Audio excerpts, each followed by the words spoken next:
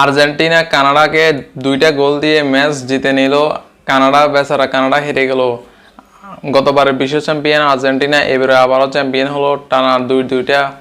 তো আলভারেজ একটা গোল দিছে, মার্টিনেজ দিছে একটা জিনিসের আফসোস, মেসি গোল দিতে পারে নাই। মেসি পরপর 3টা চান্স পেয়েও সে কাজে লাগাতে পারে নাই, ব্যর্থ হয়েছে, গোল দিতে পারে নাই। সমস্যা নাই, এরপরে গোল দিবে। ব্রাজিল ফ্যানদের এখন তোমাদের কি খবর? তোমরা দেখছো আর্জেন্টিনার খেলা নাকি ঘুমাইছো?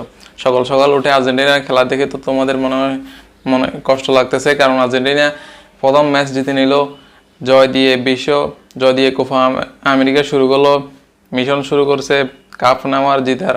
বিশ্বকাপ একে বলে গতবারের চ্যাম্পিয়ন, গতবারের ওয়ার্ল্ড কাপ চ্যাম্পিয়ন। এখন কোপা আমেরিকার মিশন শুরু করে দিয়েছে জয় দিয়ে প্রথম ম্যাচে। তো এবারেও কোপা আমেরিকা আর্জেন্টিনা জিতবে গতবারের মতো, গতবারে যেরকম জিতছে এবারেও কোপা আমেরিকা জিতবে আর্জেন্টিনা। বেচারা কানাডা হেরে গেল। সামনে আরও আশা করি মেসি ভালো কিছু করবে, গোল দিয়ে, কারণ এবারে চেষ্টা করেও সে পারে নাই।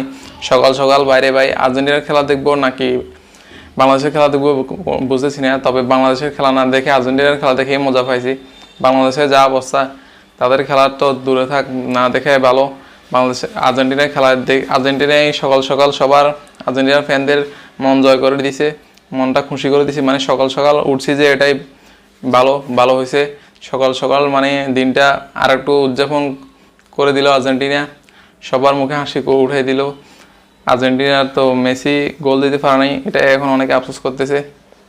তো গতবার চ্যাম্পিয়ন আর্জেন্টিনা এবারে আবারও জিতে গেল, কানাডাকে হারা দিল, জয় দিয়ে শুরু করলো মিশন। সামনে আশা করি ভালো কিছু করবে।